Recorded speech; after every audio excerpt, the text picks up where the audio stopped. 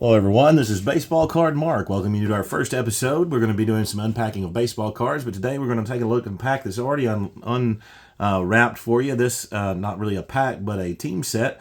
1991 Atlanta Braves Fleer team set. This is a set that's very special to me because these are the very first baseball cards of any type that I received as a child and really sparked my baseball card collecting. Received these for Christmas in 1991. Of course, 1991, a very important and special year for the Atlanta Braves and for Atlanta Braves fans as the Atlanta Braves went from worst to first, made it to the World Series against the Minnesota Twins, all the way to Game 7, extra innings, but unfortunately came out on the wrong end of that score as they faced Jack Morris in what a timeless ball game that was to end the 91 series. So let's go ahead and take a look at these baseball cards. We'll start with the first one here, which is the team logo and sticker card. This is a card that was a hallmark of the Fleer Corporation. On the back, you'll see that it shows the top 10 in batting, home runs, hits, and runs batted in for the Atlanta Braves all time. Next, we've got the Steve Avery card here. Steve Avery was an up-and-coming left-handed pitcher at the time. Of course, a great pitcher in his own right and really fit in well with that Atlanta Braves dominating pitching staff of the early 1990s. Spent 2 stints with the Atlanta Braves, did the Michigan native. Here you see the back of the card as well. For him. Here we have Mike Bell, young first baseman who spent a little bit of time with the Atlanta Braves.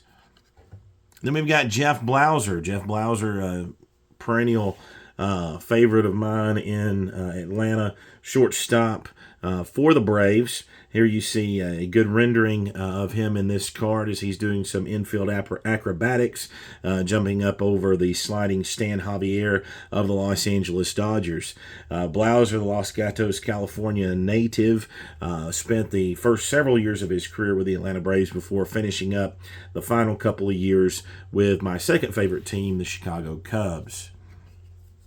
Here we have Francisco Cabrera. Cabrera, of course, known for his postseason heroics in '92 as he was the one to drive in Sid Bream as the Braves beat the Pirates in '92. Good pickup for the Braves from the Toronto Blue Jays. Next, we have Tony Castillo. Castillo, good left-handed relief pitcher. Not a part of the 91 league championship team. He was a member of the New York Mets in 1991. Something that a young collector I did not understand. Why do I have Tony Castillo? I know he played for him last year, but not this year. Of course, would come to find out as I began a career of collecting baseball cards that, of course, that was par for the course, especially in those days as those cards were printed and ready to go typically prior to the beginning of the season, especially for their first series of cards for most brands. Next, we've got Marty Clary, a young pitcher who had bounced between Atlanta and the AAA affiliate Richmond for several years there in the late 80s. Nick Osowski played the final few games of his career for Atlanta in 1990 after, pretty good career with the Cincinnati Reds and then the Boston Red Sox. Next, we've got a fan favorite here in Atlanta, Ron Gant. Gant, the converted outfielder who was originally an infielder. Really got the job done for the Braves in 91. Provided a lot of pop, drove in a lot of runs. Of course, now is morning host of a news show here in Atlanta. Next, we got Tom Glavine, and you take a look at Glavine here. Great rendering of him sliding in to home plate. Not something you would see nowadays with the advent of the National League designated hitter. How do you feel about that? Put that in the comments below if you want. You wish you could see pitchers batting in. It was a very heated discussion when it took place. Seems like that discussion has died down a lot now in recent days. Next, we got right-handed reliever Mark Grant, who spent the '90 season with Atlanta, but again, not with the team in '91.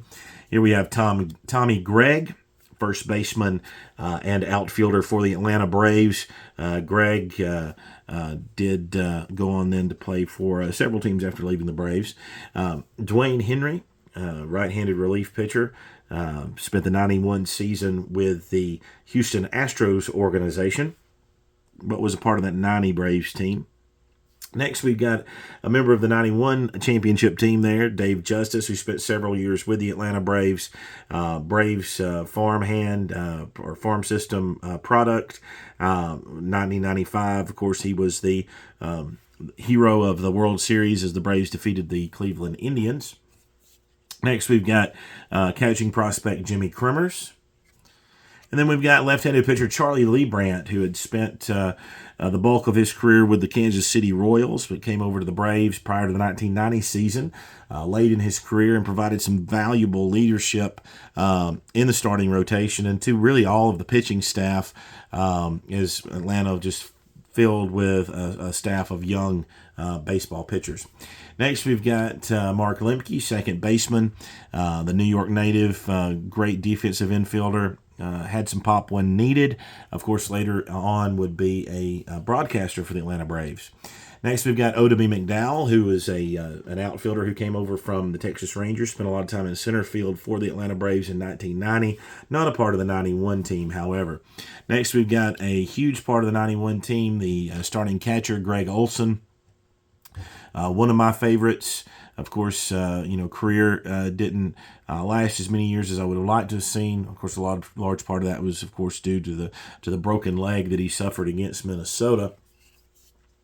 Next, we've got right-handed relief pitcher Jeff Parrott. Parrott played for the Braves, part of 90, coming over in that big deal from the Philadelphia Phillies. And then we've got Jim Presley. Presley, known for his years as the third baseman for the Seattle Mariners during the 1980s. In 1990, he was the starting third baseman for the Atlanta Braves. However, in 91, he moved on to the San Diego Padres. Here we have Victor Rosario, again, a young infielder who had come over in that trade from the Philadelphia Phillies. Here we have Lonnie Smith. Lonnie Smith, of course, the heydays of his career back with the St. Louis Cardinals and the Kansas City Royals. However, he did provide some valuable hits for the Atlanta Braves during his tenure with the team. Here we have Pete Smith, fifth starter for the Braves. Here you see a good rendering of him laying down a bunt for the team. Next, we got John Smoltz, the Hall of Famer. There in 91. 91 started off pretty rocky for Smoltz, but Bobby Cox, the manager of the Atlanta Braves, stuck with him, and the rest is history. Here we have left-handed reliever Mike Stanton, one of my favorite relievers of that era.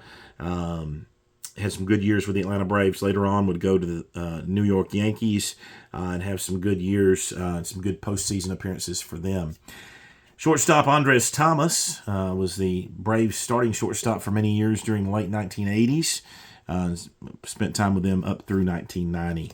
Here we have a Georgia boy, Jeff Treadway, and made his way home from Cincinnati and provided some good veteran leadership on the ball club. He was good left-handed bat off the bench and got some playing time at second base for sure as well. Here we have Jim Vatcher. Vatcher came over in that Murphy trade from Philadelphia as well. Now you'll notice that those players, there were some names that you probably remember from the 91 club that were not included. Well, they were included in the update series. So here we have Rafael Belliard, shortstop for the Braves, came over from the Pittsburgh Pirates. Good pickup for John Sherholtz there. Next, we've got Juan Berenguer, relief pitcher that came from the Minnesota Twins. Sid Bream, first baseman, famous for his slide the following year, came over, as did Belliard, from the Pittsburgh Pirates. Marvin Freeman came over from the Phillies. Good right-handed arm. Did some good pitching for the Braves and would do even better pitching as he moved on to the Colorado Rockies later on. Works with young pitchers now as well. Here we have Kent Merker, part of that three-pitcher no-hitter that occurred in 91. He and Mark Wohlers and Alejandro Pena. Merker had a lot of good years for the Braves before moving on to several other teams in his career. Otis Nixon here. We have center fielder for the Braves, came over from the Expos. And then Terry Pendleton, 1991 most valuable player, and definitely the heart and soul of that 91 Braves team. Here, a good rendering of him playing there and batting in Chicago at Wrigley Field. Thank you so much for joining us. Please be sure to like and subscribe below. Leave some comments. Let me know which of these cards was your favorite. As far as mine, I'll go with the one that is on the screen right there, that Terry Pendleton card. I'll go with that one. All right, you have a great day, and we'll talk to you later.